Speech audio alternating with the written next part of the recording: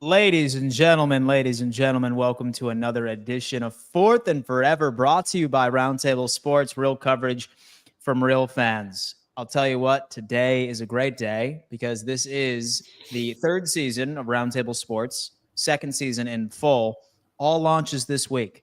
Fourth and Forever, new time, 5 days a week once again. All of the divisional shows. College football show launching tonight at 6 p.m. EST. The Bills Roundtable launching today at 5 p.m. EST. I'll tell you what, guys, it's been a good off season, but I'm so glad to be back into the swing of things. How are y'all doing? Richie, talk to me. I'm fantastic, man. Football, it being back is great. I've been to Jets training camp like many times, and I love going to Jets training camp and seeing all the news around the NFL. Preseason footballs this week.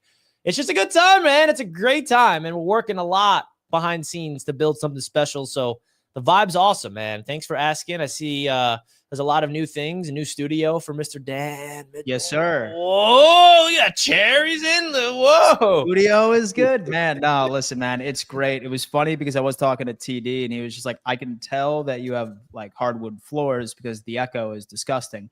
And I said, I agree. Well, it's noticeable, but I did end up ordering a rug, which was also recommended by TD. So I think the echo may be short-lived. So don't worry about that. But some exciting things over here, man. That's for damn sure. TD, how's life? TD's got a new living room. I know this is our new mansion we just purchased over the weekend, Richie. One of 6. But for those who want to check me out, this is how we live. If you can play the piano, let me know. I'm on my green screen right now because I'm setting up my office and stuff. Listen, man, Fourth and Forever, we are here and covering trending NFL news and rumors all season long because there are a lot to discuss today, and we'll get into it. Let's go. And so my boy Jets Forever is asking, where is Bob? Bob has informed me that he will not report to the streams until we reach a new contract agreement. So that has been a heated battle with the Dan Mitchell front office. I'm hoping that he will return soon. Stay up to date is all I got to say. All I got to say. Jack has come in with the first donation of the day. Keep up the good work, fellas. You guys put out great content. And TD, good luck with Whack Wilson. Go Jets. Look at that, Jack. Thank you, Jack. Appreciate it, man. He said it. Oh, God. Speaking of the Jets, can I tell you a quick story this weekend that happened to me at Jets training camp and it has something to do with us at Roundtable Sports? Please, I have to. So I got to hear. Yeah, so it was really cool. Really cool. So I was at Jets practice and I had VIP that day, which I don't have every single time. And I got to talk to a good friend of the show. Now he is. But all jokes aside, I got to meet and talk to the legend himself, Mr. Garrett Wilson, right? And I got to talk to him. And it's cool because he was out there signing autographs and, I was just chopping it up. I'm like, yo, it's Richie, Jets Media. He's like, oh, Jets Media. I know Jets Media. I see you all over Instagram and X. I was like, yeah, I got to get you on the show one day. He's like, man, when we start win that Super Bowl, I promise I'll be on. And he just doesn't want to talk when they're losing because last year he had a weekly spot on ESPN. He showed up every week just talking about losing. So he's like never doing podcasts again until the Jets start winning. But the funny story I want to tell you guys is I was wearing a Roundtable Sports merch, right? And our Air Wilson shirt? Mm-hmm. Yeah. I was wearing that, right? Okay. All right. And I'm like, you know what? I'll get Garrett Wilson to sign it. So I got Garrett Wilson to sign it, and he loved it. He was like, yo, that's hard. That's fire. I love this shirt. A Roundtable Sports little shirt there. See our brand is on it? And I'm like, dude, Garrett, I got to send you one. So we got to figure out a way to send Garrett Wilson this because he was a fan of a Roundtable Sports piece of merch. I thought that was pretty cool. You got Garrett Wilson's approval. Yeah, that's dope. That's pretty dope, Richie. Look at that. And so I did see him tell everyone to follow Jets Media, which is awesome. I was waiting for the video where he said, follow Roundtable Sports and Fourth and Forever. I thought that would be pretty damn cool. But hey, listen, I understand. All right. Like we all have personal brands too. But Richie, I mean, that's awesome. Like, yeah, that's good, man. That's amazing, Richie. You make sure you keep that one. I'm just disappointed he's never coming on the show, man. Hey, What do you mean, bro? Super Bowl. He said Super Bowl. I didn't. I was like, okay. for y'all. He's Super saying Bowl. to the Jets win. Oh man, we ain't gonna never get Garrett, man. Oh, it's just Here, sad. bro. I was like, hey, when you're ready, you reach out, Jets me, and he's like, I got you, bro. So he's ready. Oh, man. Come on. So I'll tell you what. So I think that we need to discuss the elephant in the room today because, as many of you guys know, I was unplugged for the majority of the weekend. And I missed quite a few storylines that I know all of us are going to be discussing, like the Micah Parsons I want to trade. Same thing with Terry McLaurin. We have the Trey Hendrickson situation still boiling out. But something that pertains to the Buffalo Bills, obviously, star running back James Cook has officially began his hold in. Now, what is intriguing to me is that why did he wait until now to do it? Well, I will tell you what, I do have a theory. He reported to mandatory minicamp, right? And he was a full participant. He was a full participant in training camp. But then afterwards, 8 practices in, he decides, you know what? I am going to begin my hold in now. My theory is this.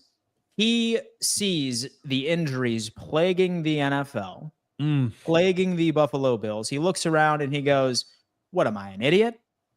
I'm literally going to hurt myself and ruin any chance of me potentially getting a deal done this offseason. And I could potentially be ruining my opportunity of getting a deal the following season as well. So while I know a lot of Bills fans may be upset with his overall mindset as into why he waited this late to begin his hold in, quite frankly, I don't particularly blame him. I do think that he will be ready to go week 1, regardless if he has a contract or not. But I was kind of hoping that the panel could give their insight. Why do you think that he was a full participant for the first 6 to 7 weeks of practice, but then on week 8, he just decides, hey, you know what? Now's a good time for me to sit back and hold in and not participate. I'm starting off with TD on this one. I gotta go to Josh Allen on this. What's going on? I mean, this is your guy. This is the guy that helped you get an MVP. You should be advocating for him. Quarterbacks go to the front office and advocate for their guys. Look at what Burrow did to keep his guys together. This is what they do. Where's Josh Allen stepping up in this situation? Hey, can we get this done? We need Cook. I need Cook. What he brings to the table, unless he doesn't feel that way. But that's how I kind of look at it. The team is going to be about business. There's only one player on that roster who can move the needle. So maybe Josh Allen feels like he is okay without him or whatever the situation may be. But from a Cook standpoint, this is smart, man. Guys are dropping like flies. You get hurt in camp, you have no guarantees, and you got to look out for yourself at this point. So, hold in, not hold out. You still get paid, hold in. And, hey, at the end of the day, the Buffalo Bills need to figure out a way to get something done. They know they had some really good production at the running back position with Cook last year. He kept the offense balanced, allowed Josh Allen to win his first MVP. Not saying that he was the reason he won it, but it definitely helped in the structure of the offense. So, they need to get that done and continue where they left off last year, which I thought was an improvement because you had less and did the same that you always do. That's improvement to me. So these young guys continue to develop. You want to take that next step. You don't want to play Jenga and move this piece and put that one in. You want to build on it. So the Bills got to figure out a way to get this one done. Yeah. So from what I understand, it sounds like Buffalo sent over a contract to James Cook, but it wasn't good enough, right? So I think there's probably some sort of dispute in guaranteed money. Like many of you guys know that I hate the average annual value metric. Like people hyper obsess over it. All I care about is fully guaranteed money. So I find it ironic because a lot of Bills fans have been suggesting, hey, Dan, we should trade James Cook and get Micah Parsons from the Dallas Cowboys. And I'm thinking, okay, so you're saying that you would be completely fine, all right, making Micah Parsons the highest paid edge rusher in the NFL at $42 million per year, but $15 million, which in the grand scheme of things is peanuts, especially once you consider how large the cap has been growing year after year, about $30 million a piece. I guarantee you that if James Cook did get a contract extension this year, fast forward a year down the road, once you see the Gibbs contract and once you see some of the Bijan Robinson contract that's probably going to come next offseason, we would look at that deal and we would say, holy shit, we got away with the steal. It's just how these things operate. I heard Ray Davis was doing very well at camp today. I do think a lot of it has to do with the offensive line. And people saying that he's not a third down running back, I'm not buying that. He's capable of being a 3-down back. It's just that's not how Joe Brady runs the offense. So we'll see. I'm still under the impression he will be ready to go week 1, whether he has a bag or he doesn't. But Richie, thoughts? I'm curious to hear a Jets fan's perspective. Yeah, I mean, I think that him showing up all the way up until this point is a positive. I think that he shows his commitment. And Garrett Wilson and Sauce Gardner did the same thing. They showed up to practice, voluntary, everything, and then they got their deals. I think if James Cook wanted to get ugly, he could have been holding out all this time, and I don't think it wouldn't have been likely he gets a deal. But the fact that he's showed up to practice and now it's close to the season, now he's holding in instead of holding out, like he wants to get paid. That's no secret. And I think that it's a professional approach to us because the contract situation is very interesting. You got to have two parts to, of the puzzle to connect on the parameters of a deal. I think that ever since he went out there publicly and said, I want 15 mil and did all those things publicly, that was not a good look. He should have never done that. That gave the Bills all the leverage in the world. And now it's getting to a point where he's holding in and he was a big piece. I mean, if you think of the Buffalo Bills, who's the best player on the Buffalo Bills offensively outside of Josh Allen? It is James Cook. It is. And I feel like right now you got Khalil Shakir, unfortunately injured, who's I would say is your third best offensive player next to James Cook. Like, I know you got Ray Davis, you got some other weapons. Ty Johnson is not good enough to be a number one. He's solid. He's a guy that makes plays. But at the end of the day, I feel like this should be a priority for Buffalo on an all-in-win season. You got to take advantage of this window that you have. So I think you got to pay James Cook, man, because I agree with what you said, Dan.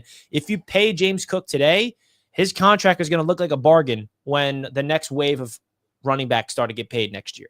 Yeah, no, dude, it's funny because it's so polarizing, right? Like you have people that say, hey, you know what? If James Cook is not on this team, there goes our season, right? But then on the opposite side, you hear people say, with James Cook, he sucks. We don't need him. I don't believe that either of those are true. Cook is a luxury to this team, right? And I genuinely believe, because many people forget this, Josh had a broken hand last year for half of the season. And there was games where James had to take control of. And I would also like to point out that all of those trends where people were shitting on our wide receivers last offseason by not being good, that still was true. But the reason why they exceeded expectations was because, a James Cook crazy season was there, allowing all of those guys to make a larger impact. So I don't particularly think that Cook is a necessity for Buffalo to live up to expectations. I honestly don't think that it would change our win-loss record whatsoever, but don't act like he's not a good player. He is. He's a very good player. He's the second best player we have on this offense. And in the grand scheme of things, $15 million is peanuts, especially since I know a lot of us wanted Myles Garrett. A lot of us are currently wanting Micah Parsons. So I think that we can rest our heads on that. But it doesn't matter what I think. It doesn't matter what TD thinks. It doesn't matter what Richie thinks. It all matters on what Brandon Bean thinks. And we'll be keeping you updated on this show, that in particular.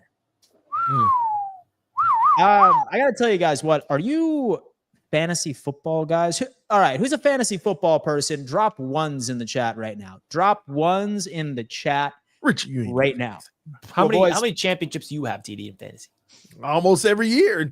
Almost. Richie, this is what I do. Okay. Yeah, almost. So I got to tell you a story. I actually have an intriguing story when it comes into my career in fantasy football. First 2 seasons when I started with my boys, won 2 back-to-back championships. Fantastic. 3 years in a row, I have finished dead in the basement. You want to know why? Maybe it's because I'm in 6 or 7 leagues each and every single year. Or maybe I've lost my touch. This year, I have made it apparent. I have made it my mission to make sure that I win my league. And I found the tool that is going to get it done for me, folks. And that just so happens to be RotoWire Fantasy. Now, what helps me out with RotoWire Fantasy is that what I can do is I can customize exactly what I want this draft tool to look for me when it comes into my mock drafts and when it comes into my actual fantasy football league. You can put together a draft strategy once you sign up by prioritizing injuries, by prioritizing last year's production, 2 years ago production. It is so intricate. And what I'm going to do is I'm going to attach this to my sleeper profile here in just 3 or 4 weeks. And it's going to tell me who I need to draft and when. And guys, let me tell you how in-depth of this information that we are seeing from each and every single player card that pops up. Like, you get to see depth chart, like who is behind a specific wide receiver, who is right within that specific depth chart, their 2025 outlook, all major news surrounding the player by itself, projections, and this 2025 schedule, which shows you how much upside they're going to have from a matchup perspective. Guys, when I tell you that this is probably one of the best advanced analytics platform I have ever seen, plus a mock draft simulator, a strategy tool, I know that this thing is going to win me my draft. And I promise you that this is going to be your best friend as you guys continue to work on your mock drafts. So do me a favor, guys. Go check out RotoWire. If you use our code RTS, then you are going to receive 15% off. This is the ultimate tool for everything you need in fantasy football. Go check out our good friends over at RotoWire. See, hey, I man. love that. I love that. I'll be using RotoWire. Absolutely. Dude, it's wild, man. Like, I've been using it for like some of my TikToks as far as like some of my advanced analytics. It goes so in depth as far as red zone targets compared to particular coverage. It's insane. So whether or not that like you want to use it for fantasy or whether or not that you just want to use it so because you're a ball knower, then go check it out. It's that already hooked me immediately when I saw the depth chart, because you do all these fantasies and it's just about that player. I love that they have the depth chart so you know who's behind them. Are they going to get any touches? I'm usually like Googling the depth chart on the other every time I'm live. Yeah. Dude, listen, it has everything you need over there. I know that I'm going to be using it for my fantasy drafts. And then we've actually been talking about doing a little fantasy football situation within the company this year. So maybe, just maybe we might be doing some mock drafts over here. But all right. So I did want to talk about some of the big storylines that happened over the weekend. Oh, shout out to shout out to LaSalle. TD, no delusional take today. Okay, buddy. Okay. I hooked up LaSalle. He was with me at VIP. I had an extra VIP ticket. I reached out to LaSalle, and he came with me to the scrimmage at Jets training camp Saturday. I was sitting with LaSalle. Dude, shout out LaSalle, baby, dude. Man, but I didn't get an invite. But I bought him we don't want haters there. Yeah. We want haters at our practice. Well, folks, listen, a reminder right after we get to Lino. Of course, Master Spinner will twist this story. Oh, man. All right, folks, listen, I did want to go on ahead and talk about some of the storylines that happened over the weekend that I feel like we haven't really discussed, because I do know that all three of us were unplugged this weekend just doing our thing. Micah Parsons from the Dallas Cowboys has announced that he would like to be traded. This has also been a roller coaster. I feel like we see this storyline each and every single year from Jerry Jones, saw it from Dak, saw it from CD. We see it from Micah Parsons. Now Micah Parsons is upset with his potential contract. He's on his 5th-year option. He is due a guaranteed $26 million, I think, this year, pertaining to with his cap number. Now, although that he was a full participant for the first couple of days of camp, he has now made it official. He wants out of Dallas. I'm going to go over to TD Finstock on this one. Do you buy it? Is Micah Parsons really going to be on the move, or will Jerry figure it out? Yeah, this one's crazy, man. He went on a exposing, campaign. If you followed the situation, he basically said he had conversations with Jerry Jones in the office about something that wasn't even contract related, but Jerry Jones, being the salesman, brought up the contract. They talked about a few things, and that was pretty much it. And next thing you know, Micah Parsons' agent reaches out, and they're basically telling Micah Parsons' agent, oh, well, the deal is already kind of really done. We just, probably want him to sign. And he's like, what are you talking about? It's done. We haven't even spoken about it. One word.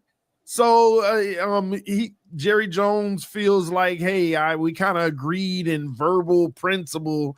And Micah Parsons was like, this is manipulation, basically. You know what? I never want to talk to the Cowboys without my agent ever again. And a matter of fact, at this point, the Cowboys have not reached out to us, or even for 2.5 years now, they have not even said, hey, let's talk about the future. They haven't reached out once. So Micah Parsons had enough, and he literally told the whole world through social media posts, I no longer want to be with this organization anymore. Trade me. And hey, he's on the market right now. Only two things can happen here, because he dug his foot in the dirt about this. Jerry Jones also came out and literally said he doesn't want to deal with his agent. That's what was reported.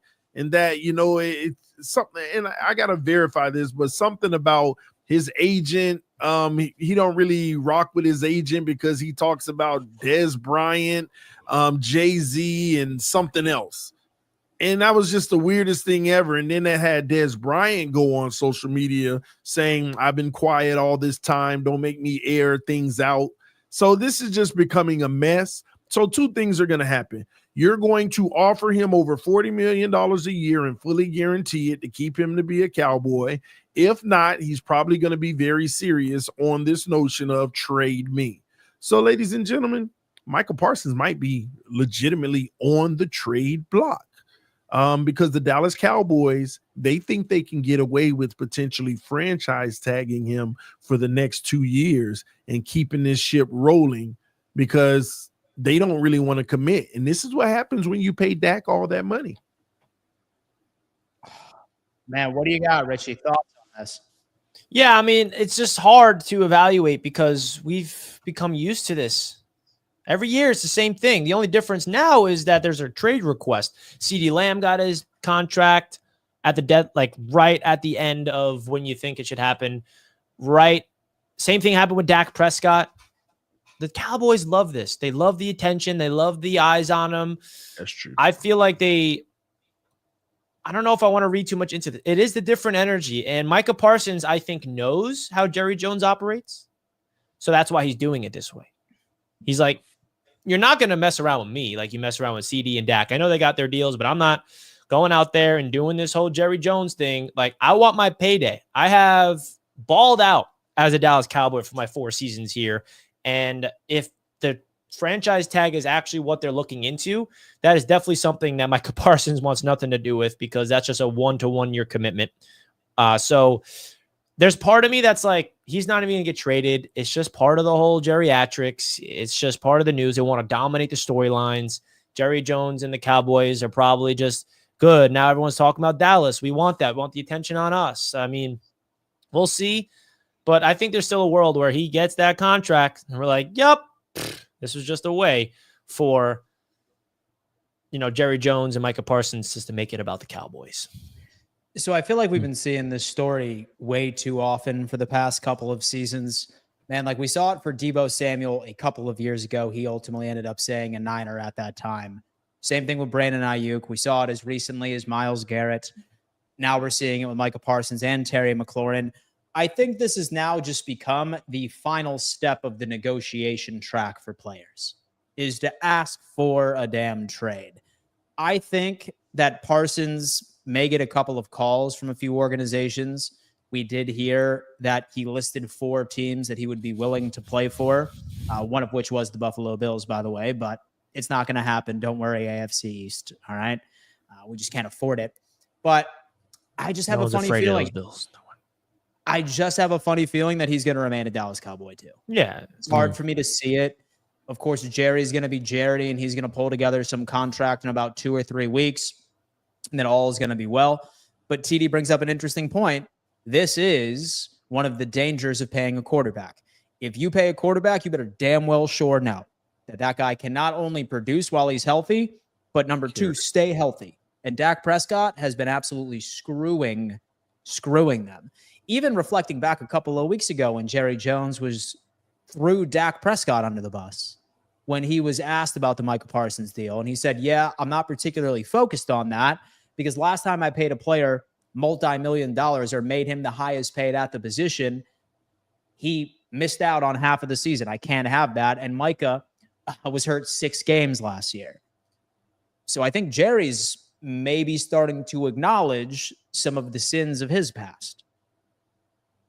Man, it's the Dallas Cowboy way. This is their culture, man. They run that thing like it's the Empire in Star Wars. I'm telling you. Go watch Star Wars and you'll know what I'm talking about.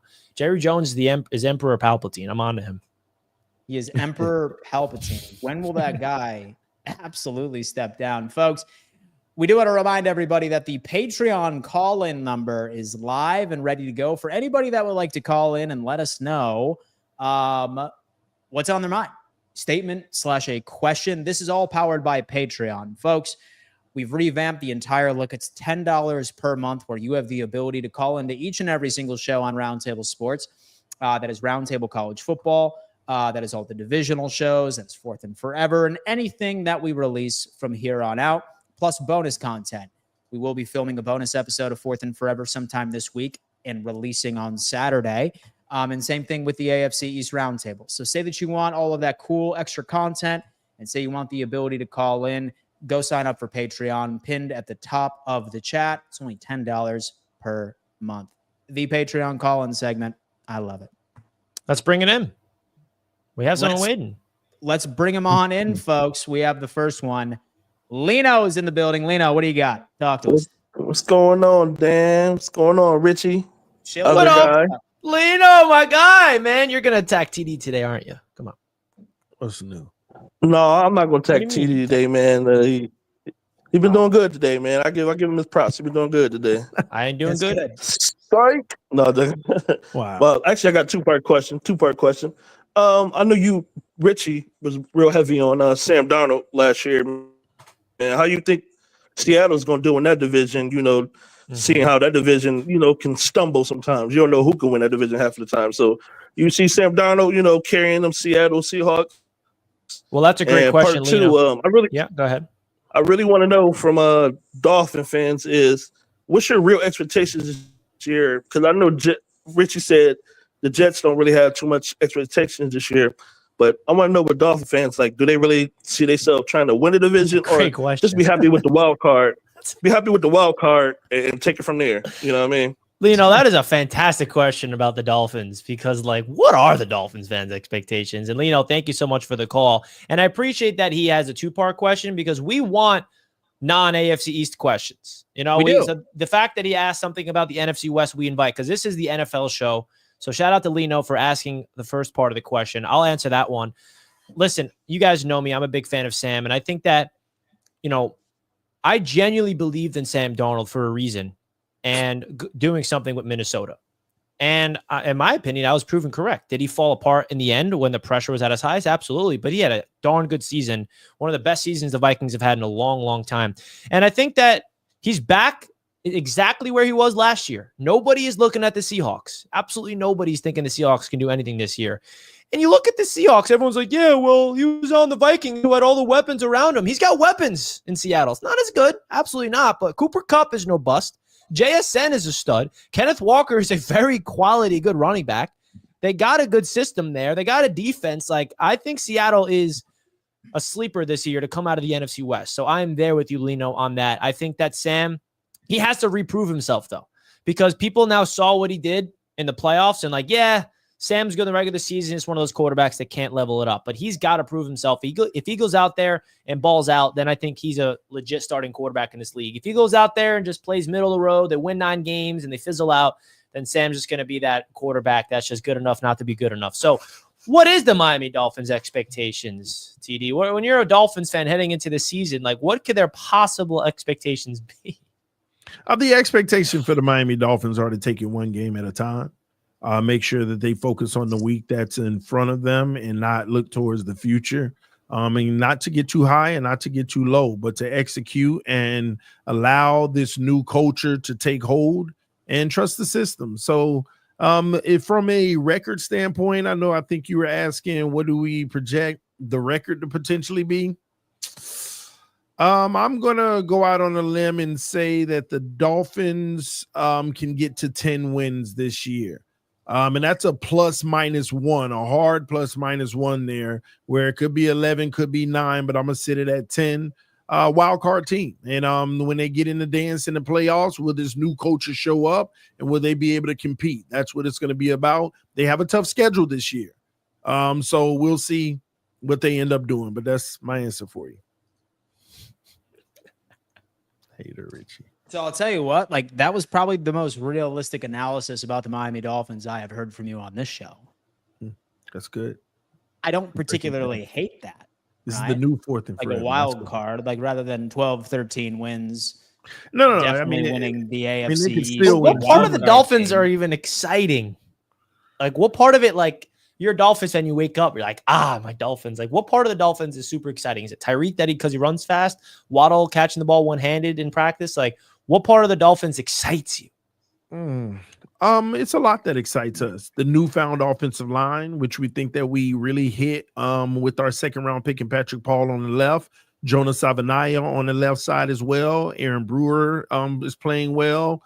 We bring in he was injured. I don't know why I keep messing his name up. Daniels on the right side, and Austin Jackson a little banged up, but he'll be back. Our offensive line, we're hoping it's going to be better this year. That excites us. Tua Tagovailoa taking another step with the good old line. That excites us. The run game, we feel like we've upgraded in that area. And not only that, the wide receivers are always going to do what they do, but we feel like we have a really good third option now in Taj Washington, who I believe will make this roster. He's been playing great football. So, there's a lot to be excited about, especially the front seven is pretty formidable for the Dolphins. And again, that secondary is a work in progress, but as we continue to develop in camp, there's some things to be excited about. It's just a matter of how far can we actually go, though. Well, some expectations are out there, folks. Some expectations for the Miami Dolphins are at a sky high. So now we need to move over to the other contract dispute. That's Terry McLaurin, man. Within a 24-hour period, we had two big-name players across the league demand a trade from their respective organization. And this was an interesting saga because it started off with him holding out from camp. Then he showed up and was automatically placed on the PUP list, okay, which I still think that we are arguing whether or not that we believe that. And then now he is all but asked for a trade. I'm getting Devontae Adams vibes based off of him being added to the PUP and then just miraculously becoming healthy once he ended up getting to the place he wanted to. But we all feel a certain type of way where we think Micah Parsons is going to ultimately end up still being a Dallas Cowboy in 2025. What about Terry McLaurin? This is an interesting one for us. We've already have made it that it's well established that Washington can theoretically afford this guy. What do you think the holdup is? Will Terry McLaurin actually be shipped off? I'm going to go to Richie on this one. Talk to me. Yeah, this one is definitely a little bit more ugly, I think, in terms of it actually coming through. Like, I think if you had asked me who's more likely to get traded, Terry or Micah, I think Terry is the one that's going to get traded. Mm-hmm. And shout out to Roundtable Sports, man, because, we got a show for the Micah Parsons stuff as well, but we released a graphic of some trade proposals. And there's a Jets one there, which I don't really see as realistic, but it's interesting to look at. Terry for Alan Lazard, a second and a third. I mean, that's interesting, right? And then we got a Bills version. Yeah. Khalil Shakir, second round to fourth. Pass. And then a Baltimore Ravens, Rashad Bateman, away in a second for Terry. You know the team that should really be all in on this sweepstakes, and I'm going to tell you now that would elevate this team to a I know whole exactly. new area. Ooh, That's right, Patriots. the New England Patriots. Ooh. If they were to get Terry McLaurin right. with Stephon Diggs, it's all on their quarterback now. They got everything they need. They would be loaded, Richie. They would be. Give me a break. Okay, I got to pause there. They would be loaded? Where are they loaded? Yeah, you add Terry McLaurin, that team would be You're loaded. making it seem like they have like this elite running back room, this elite offensive line, great tight They ends. don't Like, run the ball. Stop it, Richie. Why? they're loaded because they got a washed up Stephon Diggs and an aging Terry McLaurin? Dude, what are we doing? Listen, Richie, you're a hate for the Patriots. I'm sorry. Obvious. I really try not to be hateful, but like, you're telling me the New England Patriots roster is loaded? Like, are we looking at the same roster? Richie, when you have a bunch of 7s and 8s, when you have a really when you have a really good head coach, a great head coach. But TD, like, name their roster. How are they loaded? Like, they add Terry McLaurin. Now they're loaded. Richie, do they have a nice defense? On paper, they got Christian Gonzalez, who's already injured.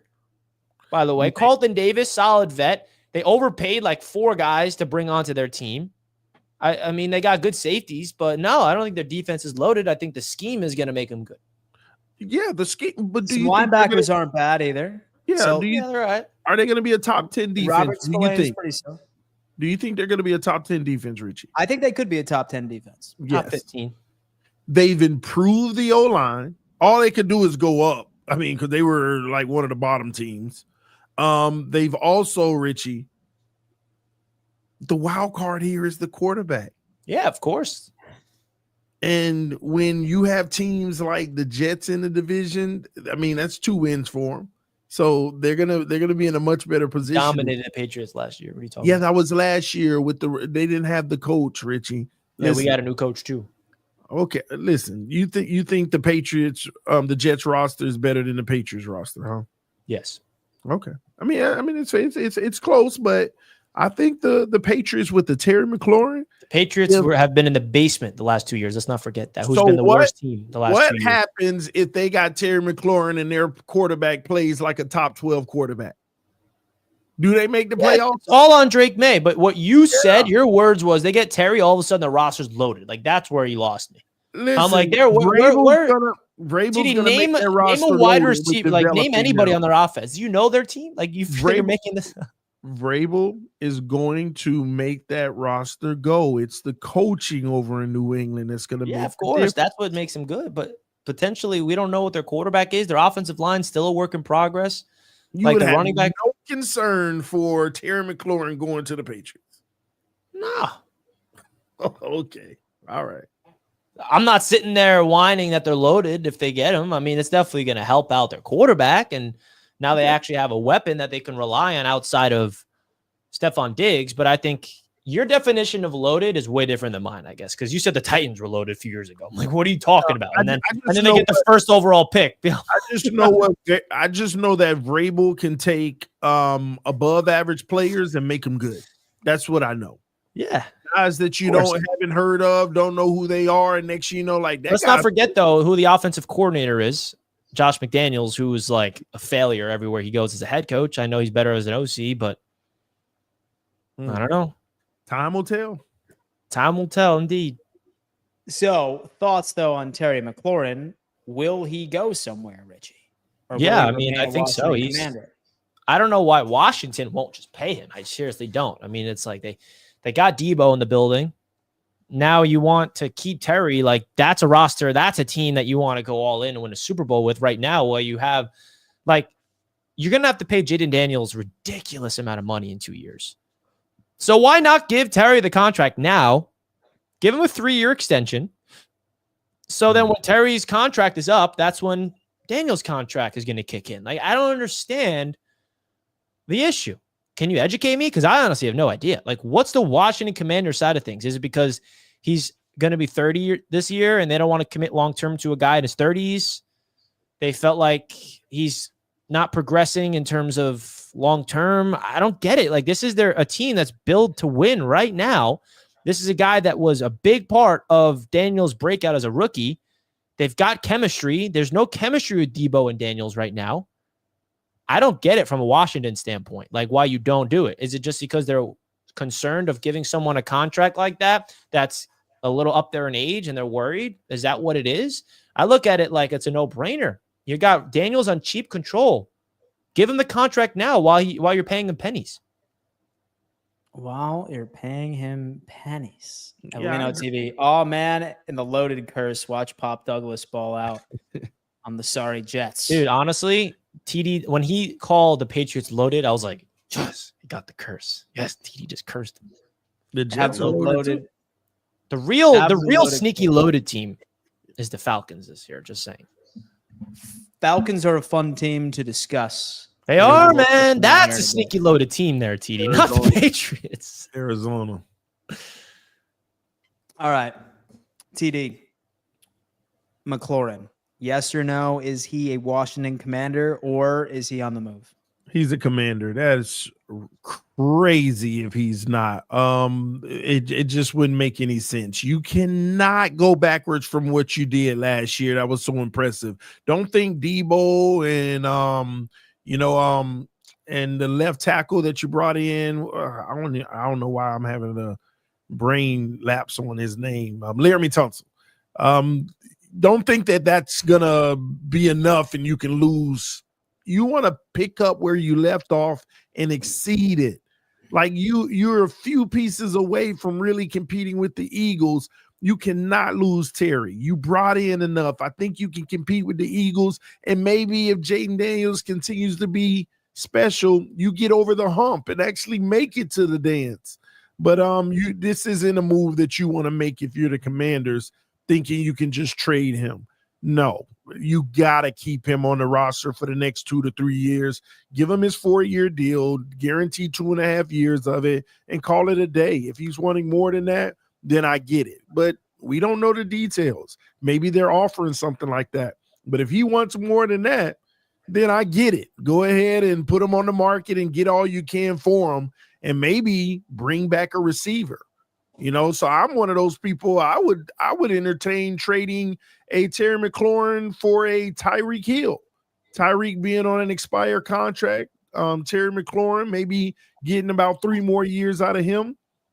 Something, teams like that, they can make those kind of moves on expiring wide receiver deals. So Commanders, but you can't go backwards. You got to have another weapon in that room for your young quarterback. It'll be a travesty if you can't get this done. Shame on you for not taking care of Jaden Daniels, right? If you don't. Damn. Some hard words right there from TD Finn's talk to the Washington Commanders organization. Let's see how it pans out. All right, listen, this is the time of the year where we start to hear some hot takes. And one hot take that came up that really stood out to me was from head coach of the Denver Broncos, Sean Payton. When asked about Bo Nix, he claims that Bo Nix within the next 2 years is going to be a top 5 quarterback. Do we buy? Do we buy that Bo Nix could potentially be a top 5 quarterback in this league? TD Finn's talk to me. Anything is possible. Of course. It's not likely, in my opinion, but here's what I'll say to be fair to Bo Nix and Sean Payton here. The kid had a rookie season that nobody saw coming. And who's to say that he can't grow from that? Some people believe in their minds, since we didn't see that rookie season coming, he's already reached his ceiling. He probably doesn't have much more. Are we going to act like he had every weapon in the world to his disposal? Did he have the best unit on offense in the NFL like a lot of these teams? No. So Bo Nix has a much higher ceiling than everybody thought, and you should respect it as such and not be doubtful because he's showing you nothing to be doubtful about. So I'm not mad at this statement that he could be a top 5 quarterback. Here's what I'll tell you. Never mind. Say it. He could end up better than Mahomes. Oh. You mean currently? Yeah, the current version of Patrick Mahomes. Yeah, he can end up better. He can end up having better seasons than Mahomes. Wow. Some might even argue, like, if you really compare Mahomes last year, who had the better season anyway?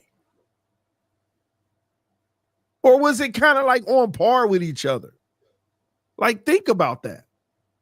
You know what? I regret asking you to say it. I really do. Regret.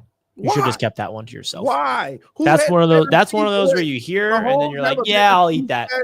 I'll eat that one." Did Mahomes have a better season last year or something? Man, like you guys make me sound like a Mahomes like Glazer because of your outlandish takes you guys have about the guy.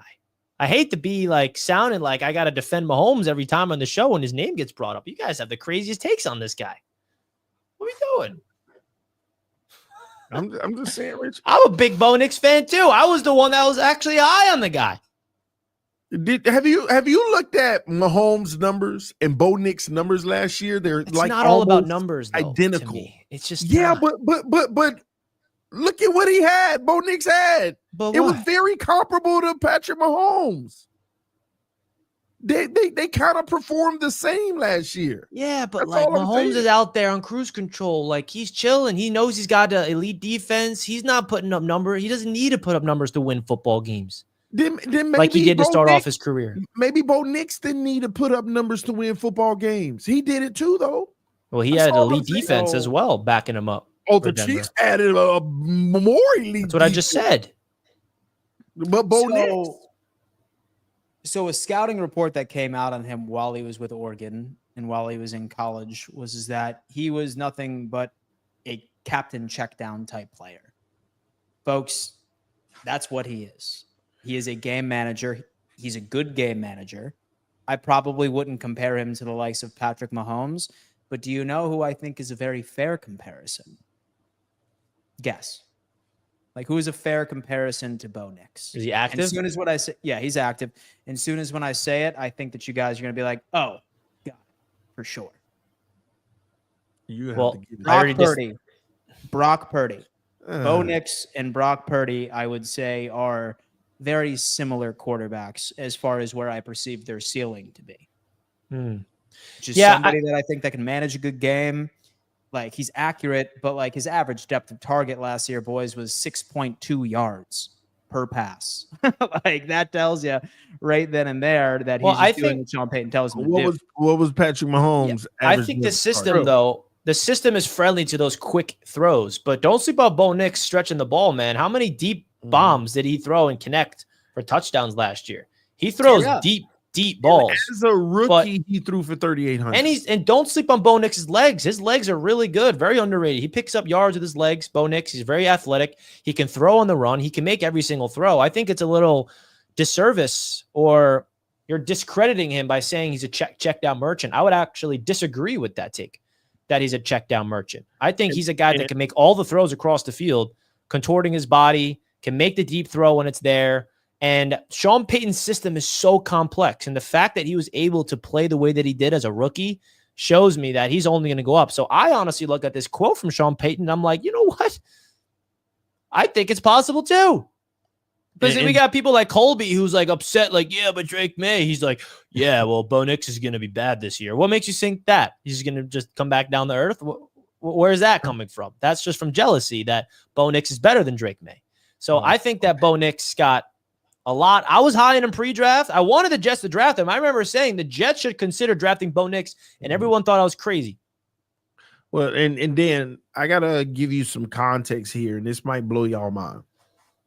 You know how you gave Bo Nix's average? We should slow down on that. In his first 7 games, he was a 5.7 yards per attempt and only 5 touchdowns. In his last 10 games, he went up to 7.4 yards per attempt, and was 24 touchdowns, 24 in his last 10, 5 in 7 games, and 24 in 10. That's insane.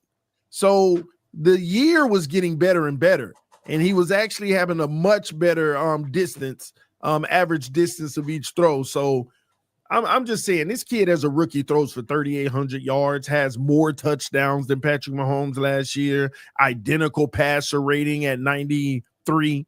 I mean, he's came in this league saying, hey, I'm here and I can play this position. I am one of the better players at the position in the league. Ceiling, though, as far as rankings for you in 2 years, what's his ceiling? Top 10? You know what? 10? Five. Look at this is only sample size, and look how good it is. Okay. So you gotta say there's room for growth for a young guy, right? Yeah, 5 is very high because that means just I don't know, but yeah, you could see it. Well, so we will see, because he is still top of my list of most likely to go through a sophomore slump, especially compared to all the other rookies going into it. We can't include Caleb because his first year was terrible. So he's not going to slump from anything. So he can only go up from here. But people are hating on Caleb Williams and the Bears. You see all that hate? They are, man. They do hate Caleb Williams. They do hate the Chicago Bears. But, I mean, look, I'm still pretty confident that he's going to be the first Chicago Bears quarterback in history to crack 4,000 yards this year. I feel like he has no excuse. That offensive line, I really wish that we could pull up the clip of this very vanilla throw that Caleb Williams made at practice the other day. But just watching that behemoth of an offensive line in protection, if they can give that young man that confidence to go through his progressions, which he can do very well, I have a feeling that offensive line is what's going to be able to propel the Bears into somewhat relevancy and going into the 2025 season. It's that O-line. Can they stay healthy? Because it's often said about Caleb Williams that he makes the hard things look easy, but makes the easy things look hard. What that tells me is that he has no confidence in his line, at least back in 2024. Maybe this ends up curing him of that anxiety, and we can see a breakout from the young quarterback. But that's another question for another time. I don't even know. So I do need to give a shout out to Bo Nix too, because I did pull up those RotoWire stats. All right.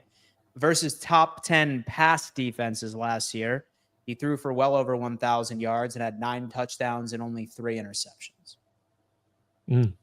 That's against top 10 pass defenses in 2024. Yeah, he can throw the ball, man. I don't think he's a check down merchant. I think he can stretch that thing and move. Do it. Yeah, dude. We'll see. Dude, You know, I mean, we'll see. He can do it. In real time, new news. Oh, Sauce Gardner's having a heck of a practice. He looks great right now, baby. As of 2 minutes ago, baby.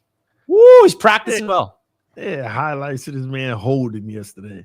Oh my God, dude. Everything that you do, man, just credit the man. It is true, though. He's locked down everywhere. Every time I'm at practice, every time the ball's thrown his way, incomplete, pass breakup. It's good. Just want to, just saw it on my feed. Just want to let you know. He's practicing well. That's all you need to know. Let's move on. Next topic. Sometimes it is. So next up, I do want to discuss the Cleveland Browns. And I feel like this is a trending topic on this show just about every single episode. But they currently have 4 quarterbacks on the roster. And we heard that Kenny Pickett went down to miss some time with a hamstring injury. You have Shedeur Sanders, who is apparently out playing Dylan Gabriel. It sounds like Dylan Gabriel's size is really not playing to his benefit. Several games where like you see some clips from training camp, and it's a struggle, of course, for him to see over the line. So my question is this. I don't believe Cleveland is going to run with 4 quarterbacks this year. I don't. So I have to ask you, do you guys see the Cleveland Browns trading Dylan Gabriel prior to week 1, trading Kenny Pickett, trading Joe Flacco? What are they going to do with this quarterback room? How many quarterbacks are they realistically going to keep on said roster? I'm going to go to TD on this one. Yeah, I think Kenny Pickett might be gone. I think they're going to keep Dylan Gabriel and Shedeur Sanders and let Flacco take the reins. Dylan Gabriel isn't helping himself, having an injury right now, return to practice, but limited reps. So I think he's going to be the guy out because they're getting strong play from Shedeur Sanders and Kenny Pickett. not Kenny Pickett, but Dylan Gabriel. Let me be clear about something too that people need to know about Dylan Gabriel. We need to stop acting like he's being terrible in camp or something like that just to boost up Shadur Sanders. I think he's having a solid camp as well, technically. Now, is it jumping out of the gym? No. Is it better than Shadur Sanders? Not even close. But it's not bad. So if I'm the Cleveland Browns, you might actually have your guy and your future backup potentially in the building already and let Flacco take the reins until you want to trust one of them. But the reality is Shadur Sanders is going to be on this team unless they're just psycho or for some crazy reason, right? Because he is playing the best football out of all three other quarterbacks in camp. He's the most efficient. He's stretching the football. He's intermediate, short. His accuracy is on point. He's threading needles. And here's the thing. A lot of people talk about, but he hasn't been with the starters. Well, guess what? They are trying to break this kid so much that they finally gave him reps with the first team, but not with the first team offense against the first team defense. And he still had a better day than everybody who was there. So they're putting him through the ringer. They're putting him through the test. And I think that he's going to eventually come out because let me say this. There's no escaping the fans. Dylan Gabriel wasn't doing well in camp the other day. And what do you think all the fans were chanting? They were they're just chanting it. And it can only last but so long. What do you think is going to happen in that stadium when the Browns are being the Browns and he's sitting on that sideline? The fans are going to call for it, and every organization has folded to the fans when it's bad.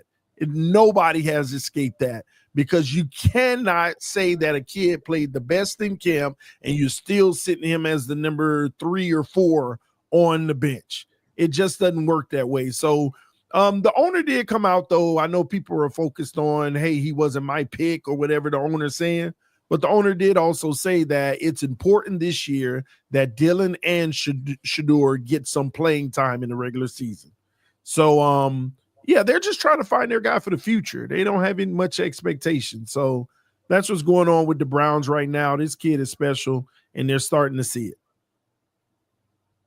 Interesting. Richie, thoughts? What do you got? Dylan Gabriel stinks. He does. I saw him that bad. I saw him at the Senior Bowl. Oh.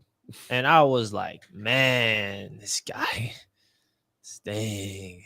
I don't know why. I think he's gonna get cut, bro. Richie, he ain't been that bad in camp. Like, he ain't great at all. I don't know. I don't want to hear from you. You're biased towards these weird southpaws. It's like you love I lefty. Don't care about Dylan. Yeah, you do. You love these Gabriel? backups. You love these lefties that are just good enough. Tuas and these whatevers. But listen, man, I don't know. When they drafted Dylan Gabriel that high, I was shocked. I think that there's a world where, listen, Kenny Pickett should be the odd man out for sure.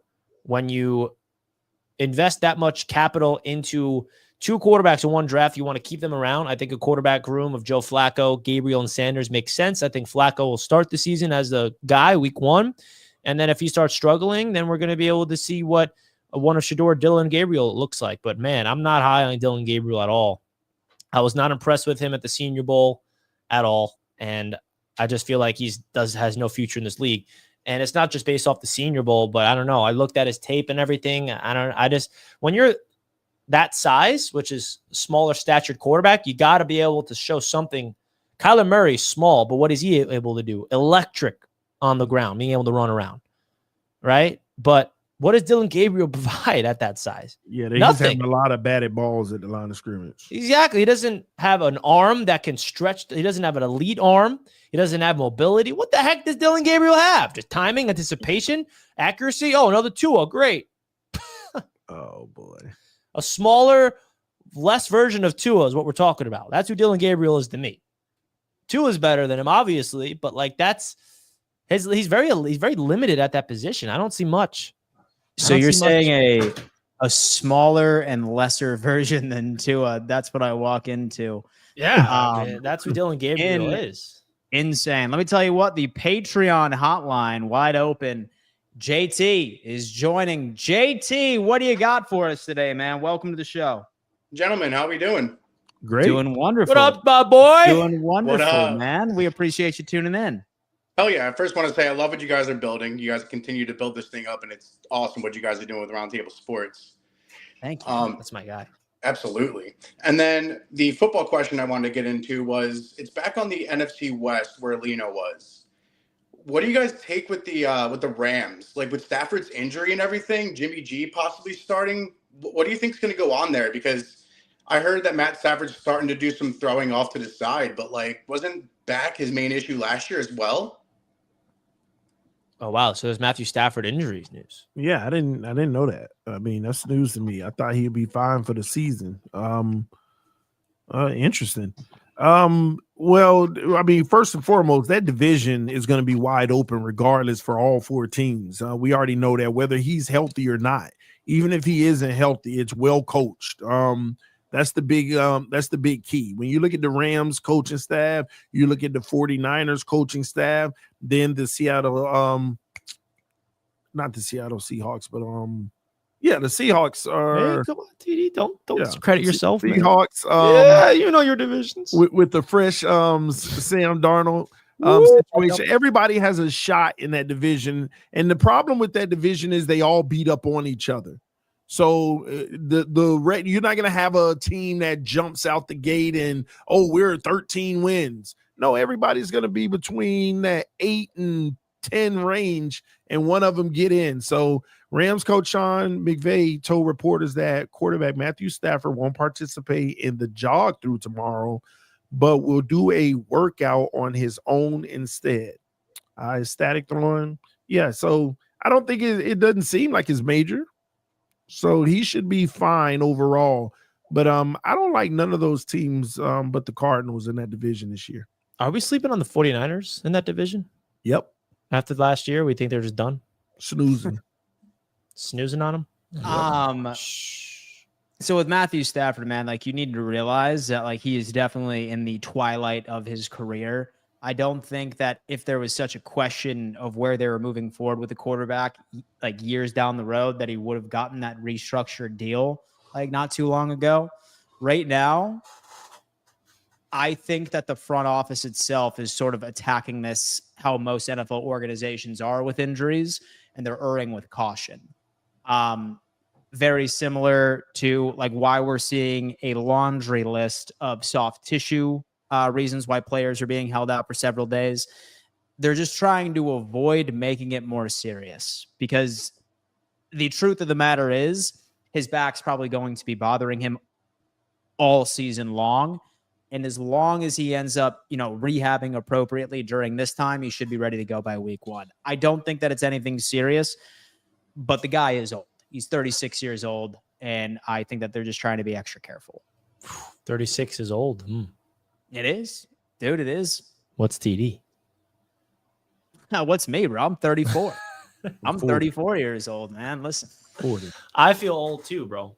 It's all good. Shout out to JT for the call, though. We appreciate the love and the opportunity to come call in. Shout out to JT for showing a little bit of love, and then welcome. Am I seeing who I think I'm seeing? Yeah, you missed it. He was on the AFC's Roundtable last week. Oh, man. Yo, we have our guy Parks in the chat. Parks, what's going on, man? What's up, fellas? TD, I got a question. TD, did I hear you say that Bo Nix has the potential to be a top 5 quarterback? Did you say that? First off, Parks, nice to hear from you, brother. No, we don't want to hear that. Get to the point. I ain't got that much time. Hey, Did you Parks, say that? Listen, Parks, don't be hating on that man. Don't be No, hating TD, I'm not hating. I'm just saying, TD, I'm not hating. I'm not hating at all. I like Bo Nix. I like him coming out the draft, but he doesn't have the upside and the potential to be a top 5 quarterback. I mean, why can't he? Who knows? He could be the next Peyton Manning. TD, if you don't knock that off, if you don't stop it, TD, man, TD, stop it, man. You know that. TD, you know that boy ain't got that potential now. You don't know that. Yes, we do. Yes, we do. Yes, we do. And Richie, was his first season not a good season? Because he had the best offensive line and had a defense. He had Sean Payton. Come on, man. Come on. TD, let me ask you a question. TD, let me ask you a question. Before Drew Brees got with Sean Payton, what was he doing with the Chargers? He was nothing. Just say it. He was nothing. Yeah, but I understand when you get better structure around you, but regardless, at the end of the day, he has a Hall of Fame coach. Are we gonna discount Drew Brees now because he has? Yes. Because without Sean Payton, he's nothing. Stop, man. That's a early fact. in his career. That was early in his career. You don't know. Okay, TD, you got it. And Richie, I just want to say, stop with this sauce going to hype. It ain't hard to be. It ain't hard to be showing out in camp when you got just Fields as your quarterback. I'm just showing you what I'm hearing from the report. It's not hard. It's not hard to do that when you got Justin Fields as your quarterback. That's true. That is true. Well, shout out to y'all, man. Shout out to y'all fellas, man. I love y'all. So I'll be on the AFC Roundtable Wednesday. Hey, man, Let's go, man. You. Shout out to Parks, man. I'm just providing the facts off the reports, Parks, doing my job. But it's great to have you, my man. We need the Parks energy. We missed Parks energy for a while, man. We needed that. Yeah.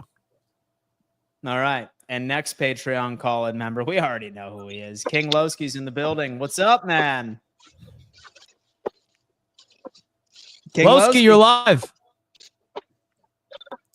Lowski! Fourth and Forever crew, how we doing, gentlemen? We're doing great, man. What up? Can you hear me? Yes, sir. Yeah. What's good? Okay, Yeah, I just had y'all already know. I just had two questions, man. First and foremost, I want to ask about the NFC South, man. That's another toss-up division, another tough division. We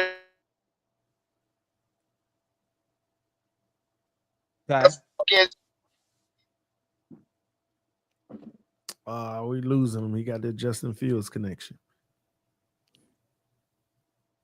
He's about to ask us a good question about the NFC South. Well, all right. So I think that we could probably think about what he had to say. Lowski, we appreciate the call. I'm not sure if you're in a bad service area, my friend. He's driving right now. He's driving right now. Drive safely. So I can tell you what. I think I know exactly where you were going with that question. Who's our go-to for the NFC South? I'm battling back and forth. Many of you know that I have hopped on the Carolina Panthers hype train, especially last year when Bryce Young ended up doing his thing. But it's the Baker Mayfield story for me. It's hard for me to hate and prove against Baker Mayfield. And then you have the Falcons. Do they have the best receiver room of football? They might. So the Buccaneers may have the best wide receiver trio in the NFL. Name a better trio in the league. For sure. TD can't name all three of them, so that's why he's like, yeah, who's the third one? Who they draft in the first round? It's rookie. Oh, you're talking about a rookie, man. Yeah, Mecca Ibuka, first round pick out of Ohio State. The best. That college breeds the best wide receivers, bro. But you don't know if he's going to be in the NFL. But so what first round pick out of Ohio State isn't good? I mean, I give you that, but still, Wilson. Y'all giving credit before it even. Olave, Marvin Harrison. It's funny because, like, with the NFC South, it's hard for me to really pinpoint an elite defense. I feel like you don't have an elite defense in that division. So it's pretty tough for me. Maybe the Falcons, maybe. Atlanta? I would. Maybe Atlanta. The Bucks. But they're old. But Todd Bowles. Old and aging. Yeah, but like that, you talk about scheme. There's nobody in the league that's like Todd Bowles that will disguise more and confuse quarterbacks of looks. Like Todd Bowles is, as long as he's there, their defense is going to be good. Yeah, but I have a feeling that it's going to be the Buccaneers, but it will be competitive. Yeah, I think the Falcons are the team that I'm looking at just from the standpoint of Michael Penix. I'm intrigued by. I love the weapons around him. The Bucks are the easy choice because I do think that Baker Mayfield still has to prove that he can keep up this trajectory of consistency. The Panthers I'm right there with you. I'm intrigued by them. And then the Saints are just the bottom barrels. So I think it's just between those three. It's going to be it's one of those divisions that there's an interesting storyline heading in. I'm excited for it. Yeah, you got to look at the Bucks as being the potential favorites, just because of the continuity what they did last year, and they're gonna bring it back. This team with Todd Bowles, but Atlanta, is just the wild card of how is the full-time Penix? Who is the full-time Penix? You got glimpses of them at the end of the season. A good starting point. More to be desired, but what's the version with the full camp coming in and it's your team? We don't know, and we're gonna find out. But again, Carolina, it all hinges on the quarterback. What if he does come out and shock everybody? That team can be elevated because that team invested. That team has a roster that has not been maximized. So, oh Lord. Well, we'll see how Bryce Young does. But the Saints, you got all the Saints fans on social media just looking at the quarterback playing camp. What's Alvin Kamara doing? I'm shocked. He's still like, yep, I'm a Saint. I'm all good here. Keep giving him money. Yeah, he's good. He's got the bag, man. He's got the bag, dude. He's not so much concerned about what happens at work. He's just happy with his absolute estate. I'm sure he has down the street in New Orleans. All right, that's what he's doing. All it is. Yeah. He's just like, hey, you know what, man? Listen, I love the lifestyle that New Orleans gives me, and hey, it is what it is. Damn, that NFC South, dude. That's going to be an interesting division. Like we talk about how the NFC North might have 3 teams in the playoffs. Is the NFC South a sneaky one that could potentially welcome 3 teams into the playoffs? Probably not, but who knows? Who knows at this point? Patreon call-in member Lascelles is backstage. Lascelles, what do you got for us, bro? Oh, my man. Good. Okay, I got this one question for you guys. In each conference, who do you think what division will be the best and the worst in each conference? So, like, which team, what division will have the best year, and what team will be in the tank division? Will be the tank division. Wow, Lascelles. I love that question. Thanks for the call. I love that question. Okay. For me, so the worst in the AFC is going to be the AFC East. I do believe that. It's just going to be the Bills winning and then 3 teams struggling tremendously. Was between that or the AFC South. All right. So you don't have the Bills being the first seed? No, he said no, I do, but like all 3 teams are just making it exceptionally like Did hard. he say division or just one team? Division. Best team. He's saying division. He's saying division. What is going to be collectively the weakest division going into the season? So the weakest is going to be the AFC East, but ironically, I do have the Bills being the first seed. It just goes to show you how weak all of the other teams are going to be there. I was thinking the AFC South, but I'm kind of higher on the Jags than most. Are you now? Division, yeah. You're joining the wagon. I am. Yeah, I am. And then best division, this is probably going to be a hot take. I have the AFC West being better than the AFC Wait, North let me give you a quick question. Do you have the Jaguars being better than all teams in the AFC East besides the Bills, of course? Yes. Oh, Dan, I lost it. Stop. Yes. I do. And the Texans being better, so yeah. That's why you have the AFC South. So do you have the Jags as a wild card team? Like, how good are the Jags in your head? Maybe winning the division. Oh, maybe winning the division. Maybe, Trevor Lawrence is back on the hype train. He still sucks. All right. So then it goes into the NFC. Worsts, give me the NFC West. Very easy schedule, but give me the worst there. Yes, I have the NFC South being better than them. Wow. And give me and bar none, I feel like this should all be our answer. It's going to be the NFC North for the best in the NFC. Yeah. I totally disagree. With the NFC North?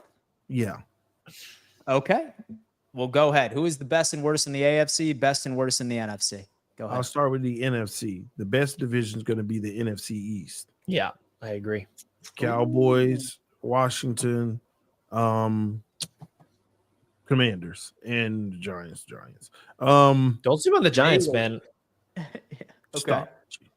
The East. I'm serious. All You right. talk about loaded? Stop.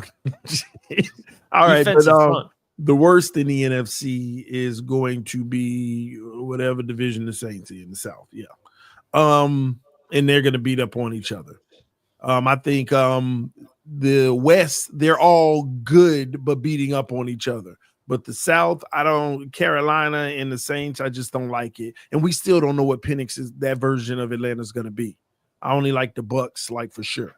The AFC, the best division is going to be hands down the North. I don't know why we tripping. The Bengals will be right back in the form this year. The Browns will be the outlier there, but I think the Browns are going to do a little bit better than people expect. We sleep on the whole team because we just think about the quarterback over there. Yeah. But Flacco can get a little run, and then you get one of the rookies that take over. You never know what you're going to get, but they'll be the bottom of the barrel in the division. But Bengals, Pittsburgh, and Ravens, come on, man. I mean, the Pittsburgh Steelers geared up, okay? They geared up. They're going to war. They're trying for it all. The worst in the AFC division is going to have to be the South for me. It's not the East. It'll be the South. Again, Houston, you don't know what you're going to get. You actually have no clue. Jags, same thing. Colts, come on, man. And Tennessee, like the Tennessee got a rookie and they're gonna be good because they can't war, but it ain't gonna be out crazy good like Washington was last year. So yeah, that's gonna be the worst. Damn. What do you got, Richie? Yeah, I agree. NFC East is the best in the NFC. Washington, Philadelphia, the Super Bowl champions. Dallas, I think, is going to be good this year. And I think the Giants, like, if their defensive line can just get a lead from their offense, they can win games with that alone. If Russell Wilson can just feed Malik Neighbors, who is that good of a football player, and get some leads, I think that's interesting. But then I think the worst is NFC South, even though we just talked about them. The worst in the AFC is AFC South. I'm not bought in on that. And then the best is going to be AFC North. So, Good show, though. Great show. An hour and 20 minutos on this bad boy, man. We're here cooking, folks. It is now 1:30 p.m. EST. We may get it over to 1. We're just waiting on something. So logistically. However, thank you so much for tuning in, guys. We ask that all you do is just hit that thumbs up sign. If, for example, you're interested in potentially calling in or also taking advantage of some of the bonus content that we are going to be dropping, please consider signing up for Patreon. That is going to be only $10 per month. Great way to support the channel. What do you got for the people, Richie? Talk to me.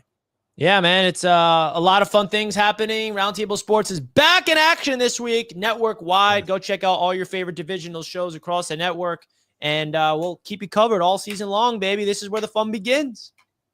We will keep you covered indeed. TD Finstock, what do you got, man?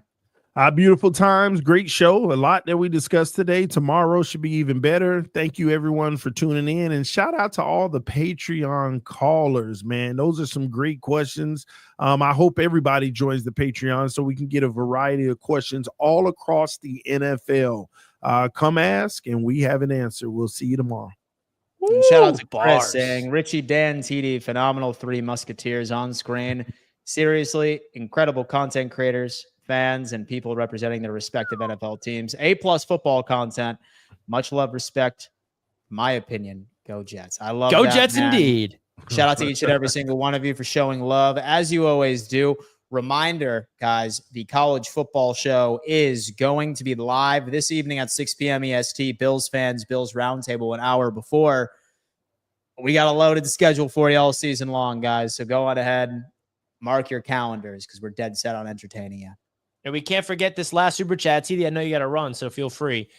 Hey, guys, which AFC East team has the worst players all time? How about Jet scrimmage, game around, 10 turnovers? Fact check, there was not 10 turnovers. There's 10 penalties. So with that, come on. What are we doing? Come on. All right, folks. Thank you so much for tuning in. We love all of you. And we'll see you tomorrow. Same time, same place. Peace.